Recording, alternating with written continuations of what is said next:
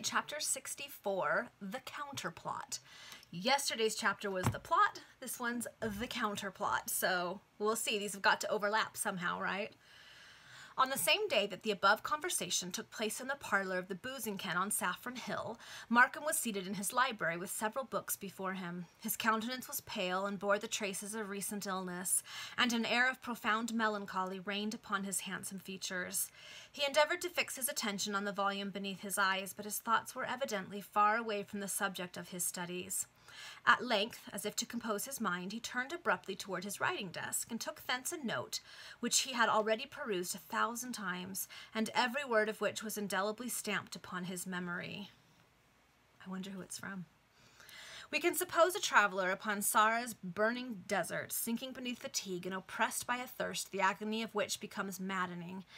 Presently he reaches a well. It is deep and difficult to access. Nevertheless, the traveler's life or death reposes at the bottom of that well. In like manner did Markham's only hope lay in that letter. No wonder, then, that he read it so often. No marvel that he referred to it when his mind was afflicted and when the wing of his despair was oppressed by the dense atmosphere of despair. And yet the contents of that letter were simple and laconic enough.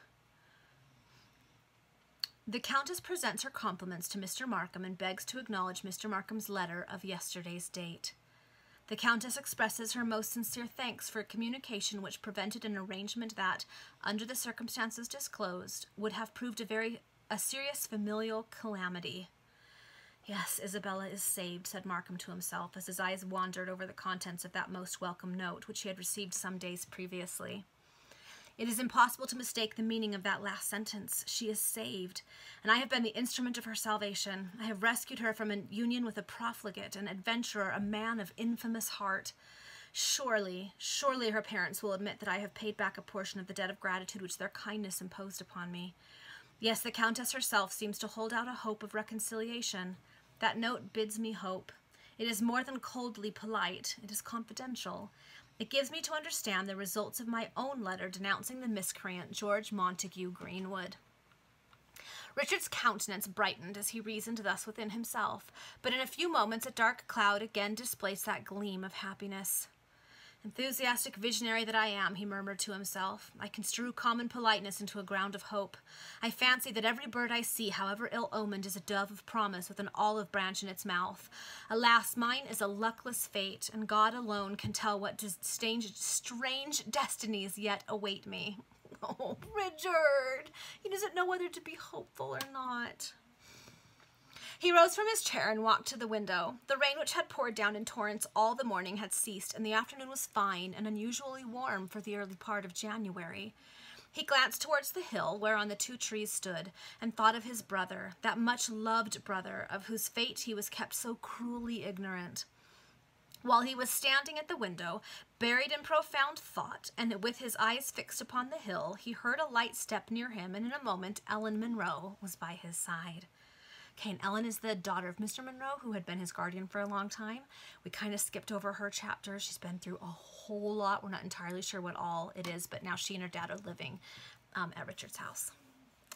Do I intrude, Richard? She exclaimed. I knocked twice at the door, and not receiving any reply, imagined there was no one here.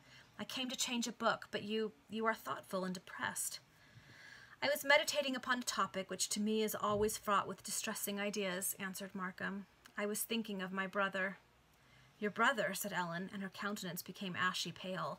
Okay, the last time his brother was brought up, she got all pale and like, oh. Yes, continued Richard, not observing her emotion, I would rather know the worst, if misfortunes have really overtaken him, than remain in this painful state of suspense. If he be prosperous, why should he stay away? If poor, why does he not seek consolation with me?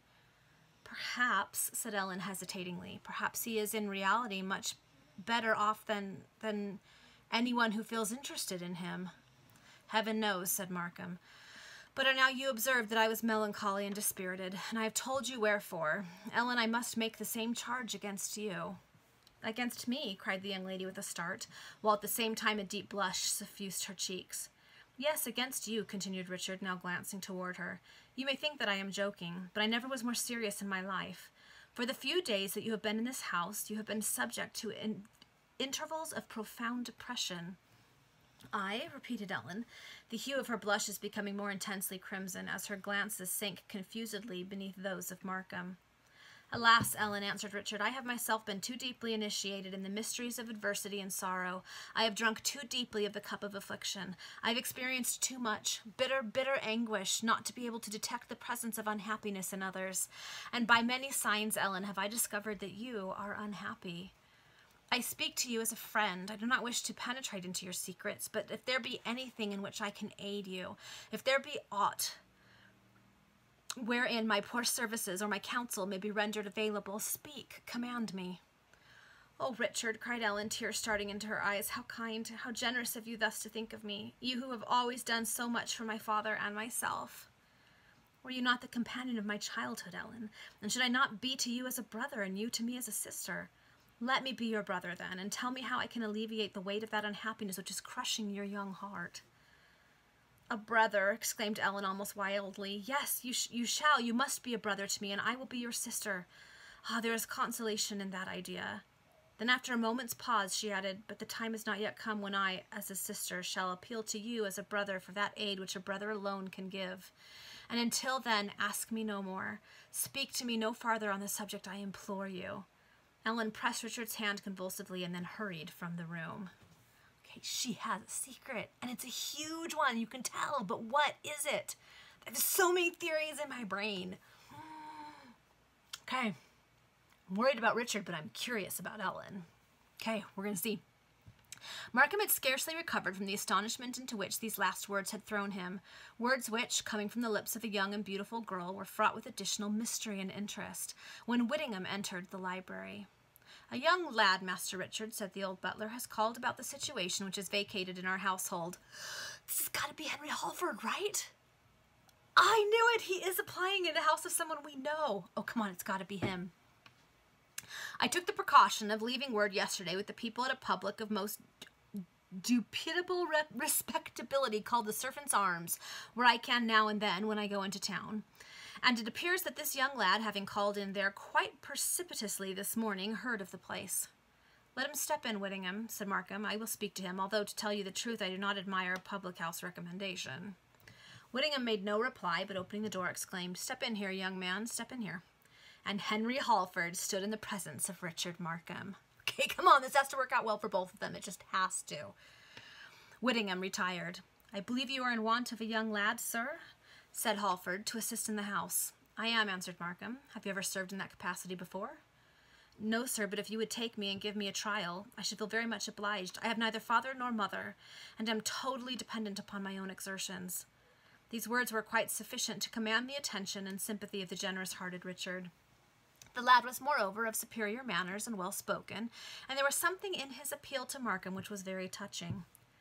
"What have you been before, my good lad?" "To tell you the truth, sir," was the reply, "I've been a simple pot-boy in a public house." "And of course the landlord will give you a character."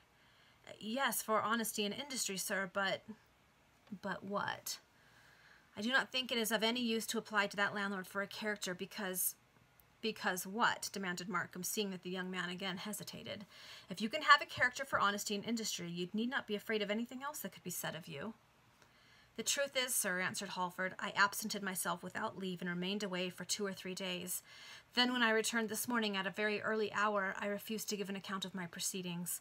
That is the whole truth, sir, and if you will only give me a trial—" "There's something very straightforward and ingenuous about you," said Markham. "Perhaps you would have no objection to tell me how you were occupied during your absence." "That, sir, is impossible, but I declare most solemnly that I did nothing for which I can reproach myself, unless it was in leading a couple of villains to believe that I would do a certain thing, which I never once intended to do."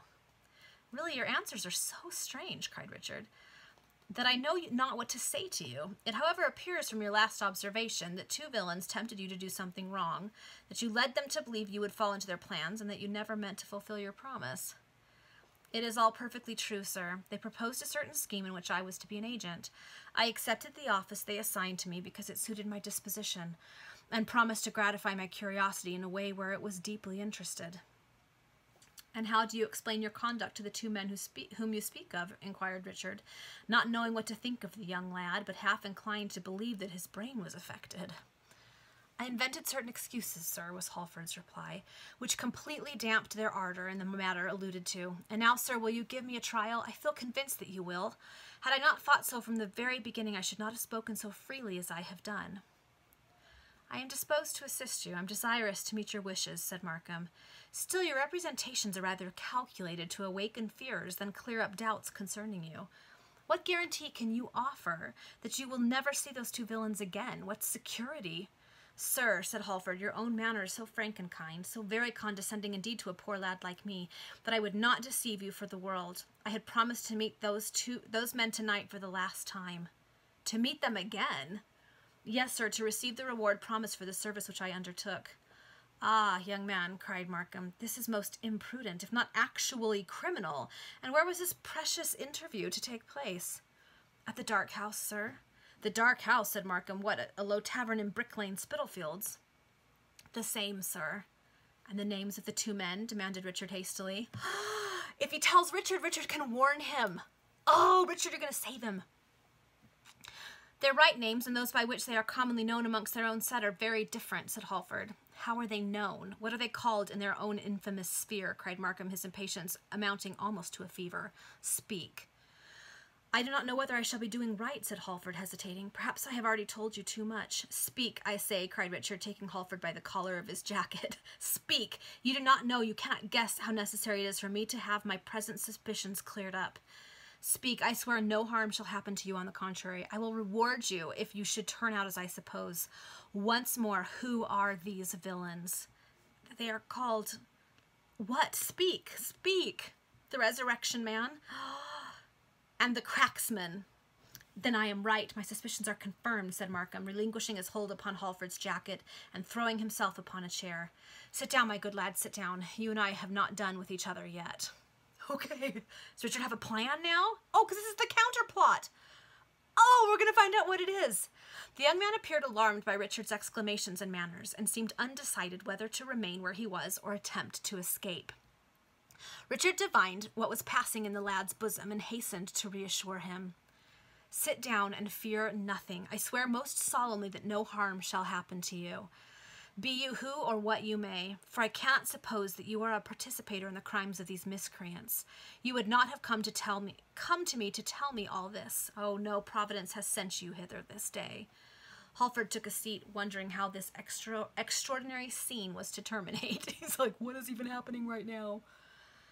"Are you aware of the pursuits of those two men whom you have named? I mean the full extent of the atrocity of their pursuits," demanded Richard after a few minutes' pause. "I know they are body snatchers and burglars, sir," answered Halford. "Indeed, it was a burglary of which they would have made me the instrument. But, oh, sir, believe me, I am incapable of such a crime, and the representations I have made to them have induced them to abandon all idea of it."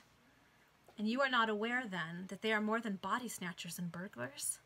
"More, sir?" repeated Halford in a tone of unfeigned surprise. "Oh, no, sir, how can they be more than that?" "They are more, far more," rejoined Markham with a shudder. "They are murderers." "Murderers," said Halford, starting from his chair with mingled emotion of horror and alarm. "Yes, murderers of the most diabolical and cold-blooded description," said Markham. "But it is too long a tale to tell you now. Let it suffice for you to know that I was myself upon the point of becoming a victim to that most infernal of miscreants, the Resurrection Man, and I should conceive that the other whom you named is in all respects as bad as he." "Murderers," repeated Halford, his mental eyes fixed by a horrible and snake-like fascination upon the fearful idea now suddenly engendered in his imagination. "Murderers," echoed Markham solemnly, "and through you must they be surrendered up to justice." "Okay, Richard has a plan." "Through me," cried Halford. "Yes, through you. If you be really imbued with such honorable feelings as you ere now professed, you will not hesitate for one moment in discharging this duty towards society." "But it would be an odious act of treachery on my part," said Halford. "Let the men be what they may." "If you manifest such a reluctance to rid the metropolis of two murderers," cried Markham angrily, "I shall conceive that you are more intimately connected with them than you choose to admit. But if you imagine that these villains are more innocent than I describe them, if you fancy that some motive prompts me to exaggerate their infamy, I will tell you that no language can enhance their guilt, no vengeance be too severe. Have you not heard that men have disappeared in a most strange and mysterious manner within the last year at the eastern end of the metropolis? Disappeared without leaving a trace behind them. Men who are not in that situation which hurries the despairing wretch on to suicide. You must have heard this. If not, learn the dismal fact now from my lips. But the assassins, the dark and secret assassins of these numerous victims, are the wretches whom we shall this night lodge in the grasp of justice. As you will, sir, said Halford, awe-inspired by the solemnity of Markham's voice and the impressiveness of his manner. I was to meet them at the dark house at 9 o'clock. Do you take measures to secure them? Most assuredly I will, returned Markham emphatically. And when I think of all that you have told me, my good lad, continued Richard, I am inclined to believe that you yourself would have been a victim to those wretches. Yeah, that's what they were planning on, Henry. Come on. Me, exclaimed Halford, horror-struck at the mere idea. Yes, such is now my conviction. They made an appointment with you at the dark house to give you a sum of money, you say? Yes, sir. Foolish boy, do such men pay their agents or accomplices who fail to fulfill their designs or who deceive them? Do such men part with their money so readily, that money which they encounter so many perils to obtain? And that dark house, the place of your appointment, that dark house is in the immediate neighborhood of the headquarters of their crimes. Yes, there cannot be a doubt, you also were to be a victim. What a fearful danger I have incurred, said Halford, shuddering from head to toe, as Markham thus addressed him. Then, when he called to mind the ferocity with which the cracksman menaced him with his knife, and the coaxing manner in which the Resurrection Man had engaged him to form the appointment for the evening, he felt convinced that the dread suspicion was a correct one. You say that the hour of meeting is fixed for 9? Cried Markham after a few minutes' reflection. Yes, sir. And now let me thank you with the most unfeigned sincerity for having thus saved me from a dreadful death. Your kindness and condescension have led to a lengthy conversation between us. An accident has made me reveal to you those particulars which have led you to form that conclusion relative to the fate destined for myself. You must not imagine for a moment that I would league with such villains in any of their diabolical plans. No, sir, I would sooner be led forth to the place of execution this minute. Although I consented to do their bidding, in one respect, I repeat, that I had mine own curiosity to gratify. That is my own inclinations to serve. But when they wished to make me their instrument and tool in forwarding their unholy motives, I shrank back in dismay. Oh, yes, sir, now I comprehend the entire infamy of those men's characters. I see from what a fearful abyss I have escaped. I love how in the Penny Dreadfuls they always made these big grand speeches. There was again something so sincere and so natural in the manner and emphasis of this young lad that Markham surveyed him with sentiments of mingled interest and surprise. Then all the thoughts of our hero were directed towards the one grand object he had in view, that of delivering a horde of ruffians over to justice. Oh, I hope it works, but I'm really afraid it's not going to. The gang may be more numerous than I imagined, said Markham. Indeed, I know that there are a third man and a hideous woman connected with those two assassins whom you have already named. It will therefore be advisable to lay such a trap that will lead to the capture of them all. Okay, except one of the men Richard's thinking of is the buffer, and he's actually in prison right now. Oh, by all means, sir, exclaimed Halford enthusiastically. I do not wish to show them any mercy now. We have no time to lose. It is now 4 o'clock, said Markham, and we must arrange the plan of proceeding with the police. You will accompany me on this enterprise. Mr. Markham, returned Halford, respectfully but firmly, I have no objection to aid you in any shape or way in capturing these miscreants and rooting out their headquarters, but I must beg of you not to place me in a position where I shall be questioned how I came to make this appointment for tonight with those two wretches. It would compel me to make a revelation of the manner in which I employed my time during the last few days, and that, for certain reasons, I could not do. Markham appeared to reflect profoundly. I do not see how your presence can be dispensed with, he observed at the expiration of some minutes. In order to discover the exact spot where the murderers dwell, it will be advisable for you to allow yourself to be unveiled thither, and myself and the police would be close behind you. Oh, never, never, sir, cried Halford, turning deadly pale. Were you to miss us only for a moment, or were you to force an entrance a single instant too late, my life would be sacrificed to those wretches. True, true, said Markham. It would be too great a risk in a dark night in narrow streets and with such desperadoes as these. No, I must devise some other means to detect the den of this vile gang. But first of all, I must communicate with the police. You can remain here until my return. Tomorrow, inquiries shall be made relative to your honesty and industry, and those points satisfactorily ascertained. I will take you into my service without asking any further questions. Halford expressed his gratitude for this kindness on the part of Markham, and was then handed over to the care of Whittingham. Having partaken of some hasty refreshment and armed himself with a brace of pistols in preparation for his enterprise, Richard proceeded with all possible speed into London. That's the end of the chapter. Okay, so his original plan of being like, just keep your appointment and we'll follow you isn't going to work, so he's got to come up with something else. But I'm nervous because it seems like nothing goes right when Richard heads to London. Okay, we'll see you for the next chapter.